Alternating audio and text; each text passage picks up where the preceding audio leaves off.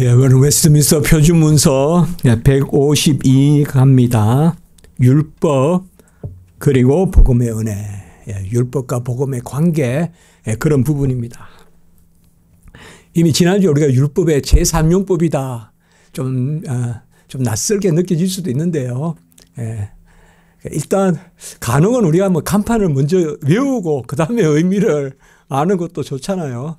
그러니까 개혁신학의 율법의 제3용법이라면 거듭난 자들에게 여전히 역사하는 율법. 제1용법은 이제 칭의 단계, 제3용법은 성화 단계, 제2용법은 소위 일반법적 용법이라고 합니다. 율법으로 말미암아 그 형벌의 음함을 알게 해서 죄를 피하게 하는. 그래서 우리가 칭의와 성화 단계에서 작용하는 율법의 그러한 용법을 1용법, 3용법이라고 하거든요. 오늘도 그런 맥락에 있습니다. 우리가 율법, 제가 그랬죠. 율법주의도 안 되고 율법 폐지도 안 된다. 어떻게 보면 율법주의보다 더 무서운 게 율법 폐지일 수도 있다. 우리가 정치가 독재보다 더 무서운 게 주무정치다, 그런 말도 있잖아요. 그래서 율법이 아예 없다. 그냥 우리가 막 산다, 이제 은혜니까.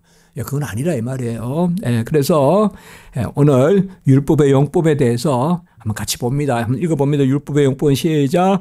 율법의 용법은 복음의 은혜에 반대되는 것이 아니라 오히려 그 은혜를 따른다.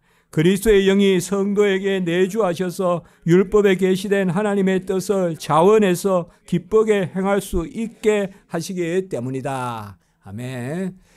궁극적으로 생명이 임하면 생활이 따른다. 거듭나게 했으면 거듭난 삶을 살게 하신다. 떠내려가는 물가에서 건졌으면 그냥 물가에 두고 안 가신다. 집에 데려가셔서 이제 그 가정에 규범대로 살게 하신다. 이제 그런 말씀입니다. 우리 주님도 이 땅에 오셔서 자꾸 오해할까 봐 내가 율법을 폐하러 온 것이 아니라 완전하게 하려 함이라. 마태복음 5장 17절에 말씀하셨어요. 그리고 로마서 10장 4절에서는 그리스도는 율법의 마침이다. 이 마침이란 말을 잘못 번역하면 큰일 납니다. 끝이란 말이 아닙니다. 완성이란 뜻입니다. 완성. 완성과 끝은 다릅니다. 끝은 그야말로 절벽이고 떨어져 죽는 게 끝이고, 완성은 높은 데 올라가서 누리는 거죠. 누리는 거. 우리가 높은 데 올라가면 이제 밤에 보면 막 별이 그냥 막 쏟아지듯이 그 고원에 올라가면, 고원에 그 소설도 있잖아요, 여러분들. 고원의 백합 이런 거 있잖아요. 높은 데 올라가는 것은 누리려고 올라가는 거잖아요. 그게 로마서 10장 4절에 율법의 마침이다. 헬라어로는 텔로스라고 하는데요. 영어도 텔로스, 텔 이런 개념은 목적이라는 뜻이고요. 목적. 그래서 바로 예수님이 이 땅에 오셔서 율법을 폐지한 것이 아니라 율법을 주신 목적을 이루시러 오셨다 이 말이에요. 율법을 왜 주셨어요? 하나님의 자녀답게 살아가는 법으로서. 1에서 4계명은 예배의 법, 경건의 법, 하나님 사랑의 법, 그리고 5에서 10계명은 바로 이웃 사랑의 법. 이것을 주신 것은 바로 하나님의 자녀의 그 어떠함에, 됨됨이에 부합하게 살으라고 주신 거란 말이에요. 우리가 그저 그냥 구원만 받고 생명만 붙어 있는 거, 그건 영생이 아니에요. 자녀로서 영원히 사는 게 영생이거든요. 자녀로서 영원히 사는 거. 그렇기 때문에 율법의 용법은 복음의 은혜에 반대되는 것이 아니라 은혜에 따르는 것이다. 그래서 복음의 은혜가 있는 곳에 이제 율법이 제 기능을 하는 거예요. 본래 제 기능을 한다 이 말이에요. 사람이 이제 죄를 벗어나면 경찰도 필요하고 어떨 때는 그건 마찬가지잖아요. 그런데 죄를 지으면 경찰이 막 저주가 된단 말이에요. 경찰만 보면 도망가고. 그거 아니잖아요, 이제. 율법이 마찬가지라고요. 율법은 정죄하려고 주신 게 아니에요. 이스라엘 백성을 혼내시려고 시내산에서 율법을 주셨겠어요. 그 끄집어내서 그 430년 동안 종살이 했으니 뭘 알겠어요. 아무것도 모르죠. 고대의 종살이는 안 가르친단 말이에요. 그리고 특별히 하나님의 법을 어떻게 알겠어요. 그러니까 모세가 건져내면 내가 섬기게 하리라. 그렇게 출애굽기 3장 12절에 약속했단 말이에요. 건져만 내라. 내가 내 백성 만들어서 날 섬기게 만들 테니까. 그래 모세가 데리러 간단 말이에요. 그래서 건져냈단 말이에요. 이제 물론 하나님이 하셨지만 그러면 섬기게 한다. 그게 바로 율법을 주신 거란 말이에요. 법을 알아야 하나님을 섬길 게 아니에요. 우리가 예배를 이렇게 자연스럽게 드리는 것 같아도 여기에는 예배 모범이라는 것도 있고 또 계속 우리가 성경에 비추어서 그동안 또 우리가 교회가 2000년 동안 이렇게 드려왔던 예배가 다 있듯이 예배 법이 있거든요. 질서 있고 규모가 있고 다 그렇거든요. 네, 마찬가지입니다. 복음은 율법의 폐지가 아니라 율법의 완성이고 율법의 완성이 바로 그리스도시죠. 그리스도가 이 땅에 오셔서 율법을 어긴 죄값을 치르고 그래서 죄의 삭은 사망이니까 사망의 형벌로 그 값을 치르고 그리고 또 예수님께서 모든 의를 다 이루시는 다 이루었다. 그것이 바로 율법에 대한 순종이죠. 그래서 바로 율법 아래 나게 하신 것은 갈라디아 4장 4절 우리가 아빠 아버지라 부르는 자녀의 영을 받게 하십니다. 갈라디아 4장 6절. 그 갈라디아 4장 4절 6절은 그렇게 연결이 된단 말이에요. 주님이 이 땅에 율법 아래 오신 것은 그 율법에 순종하심으로 히브리서 5장 7절에서 9절 거기도 순종하심으로 그러니까 주님께서 순종하심으로 그 의를 우리 거 삼아 주셔서 우리가 이제는 더 이상 율법 아래에 있는 것이 아니라 은혜 아래에 있다 이 말이에요. 은혜 아래에 있다는 것은 뭐예요? 율법의 본래의 목적대로 산다 이 말이에요. 누리는 거란 말이에요. 우리가 하나님의 말씀을 누리면서 산단 말이에요. 우리는. 제가 다시 한번 상기할게요. 하나님의 말씀이 우리에게 임하면 첫째로는 의가 보입니다. 둘째는 내 무능이 보입니다. 셋째는 봐요. 은혜로 우리가 도망치게 되어 있습니다. 이게 계속 우리 안에 일어나는 일이에요. 완전하지 않습니다. 우리는. 하나님의 법이 임하면 제가 할 만합니다. 이게 아니라니까요. 하나님의 말씀이 임하면요. 우리가 일단 첫째로는 하나님의 뜻을 알아요. 의가 뭔지 알아요. 알려주세요. 예. 그냥 마음과 뜻과 정성을 다해 예수님 하나님을 예배하라. 아니면 이웃을 내 몸과 같이 사랑해라. 원수를 내 몸과 같이 사랑해라. 이렇게 하면 첫째로 뭐요? 하나님의 의가 어디 있어요? 하나님 사랑하고 이웃 사랑하고 그것도 마음과 뜻과 정성과 자원적 순종. 여기도 오늘 자원적이라는 말이 있지만 자원적 순종, 인격적 순종. 이거 누가 하겠어요 여러분들? 쉽지 않아요. 마음과 뜻과 정성과 힘과 생명을 다하여 하나님을 사랑하고 이웃을 사랑해야 되는데 그 첫 번째는 의예요. 그게. 두 번째는 나는 할 수 없습니다예요. 나는 할 수 없습니다. 그럼 세 번째는 뭐예요? 나는 할 수 없으면 안 됩니다. 그럼 저주예요. 그런데 우리는 뭐예요? 자녀로서 다 인침을 받았고 자녀 되었기 때문에 이제는 은혜를 구하는 거죠. 그래서 이 세 가지가 매일 내 속에 일어난다고요. 이것을 달콤함이라고 한다라고 제가 말씀을 드렸어요. 내가 할 수 있어서 하는 게 아니에요.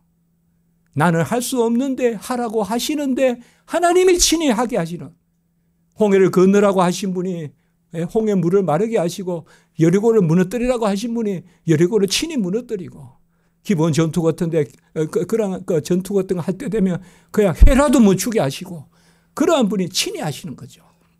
그래서 바로 율법도 그 법이에요. 같이 할까요? 언약의 법, 은혜의 법. 이렇게 이야기했단 말이에요. 율법은 언약의 법이다. 은혜의 법이다. 그렇게 이야기한 거예요. Love, grace, love, covenant. 그래서 언약의 법, 은혜의 법. 은혜의 법, 언약의 법이다.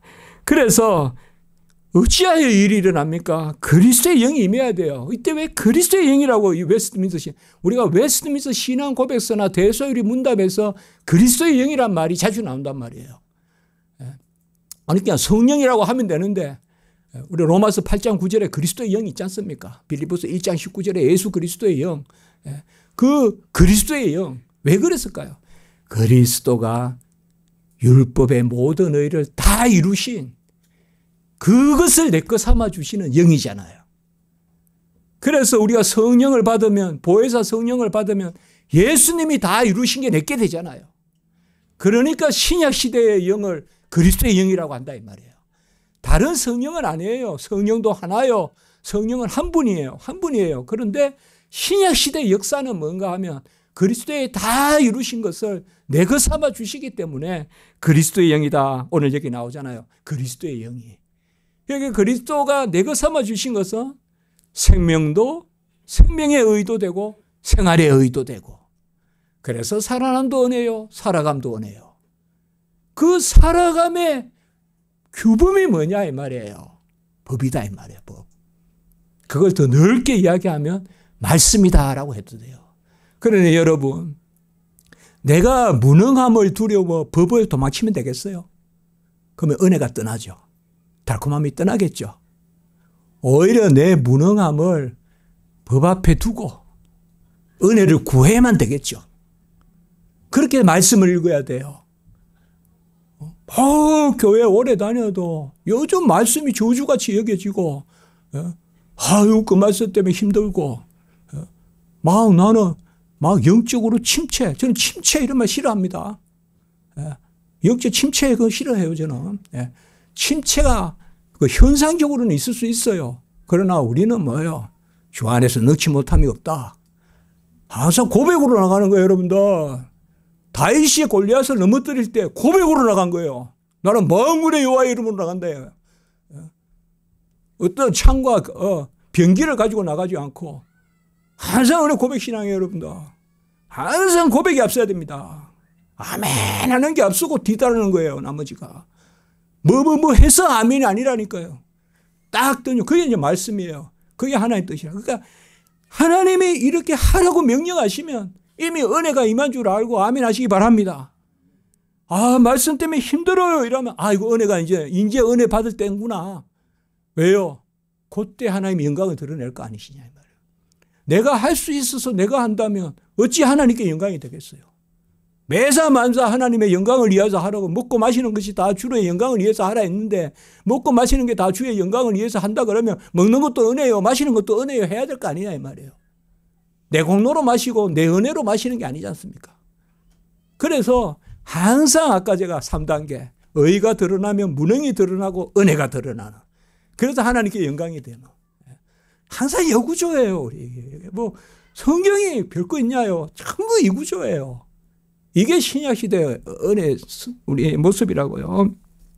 그래서 바로 율법의 그리스도의 영이라는 말을 특별히 주목하는 거예요. 그리스도께서 다 이루신 것을 내 것 삼아 주시는, 한번 이런 표현을 써볼까요? 의의 정가의 영. 정가란 말은 언약적 정가예요. 언약. 머리이신 그리스도께서 다 이루신 것을 지체인 우리들의 것으로 삼아 주시는, 그 율법에 계시된 하나님의 뜻을 자언해서 기쁘게 행할 수 있다 이 말이에요. 우리가 내 능력을 의지하는 게 아니에요. 그리스도의 의에 의지하는 거죠. 주님의 이름으로 하는 거죠. 주님의 이름으로. 무엇이든 말씀하소서. 은혜가 이 길이라. 은혜가 이 길이라. 은혜로 감당하는 거죠. 그래서 여러분 말씀 읽을 때 찔림이 없음을 두려워하세요. 찔림이 있음을 웰컴하란 말이에요. 웰컴하란 말이에요. 감사합니다. 환영합니다 하면서 그냥 확 끌어안으라고요.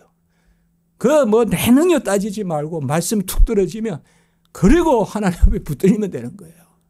그 깨닫게 하시는 게 벌써 은혜 주시려고. 은혜 받을 만한 때요. 구원의 날이로다. 지금 그래 주시는 겁니다. 자, 에스겔 36장 27절 시작. 또 내 영을 너희 속에 두어 너희로 새 율례를 행하게 하리니 너희가 내 규례를 지켜 행할지니라. 자, 이것은 내 영을 너희 속에 준다. 이것은 에스겔에서 영의 개념이 중요한데요. 에스겔에서는 목자 개념도 있고요. 그리고 에스겔에서는 여러분들 내주하는 성령의 개념이 있어요. 우리가 에스겔 그 한상이 있지 않습니까? 자, 그리고 히브리서 8장 10절 이거는 에레미야 31장 31절 말씀이 있잖아요.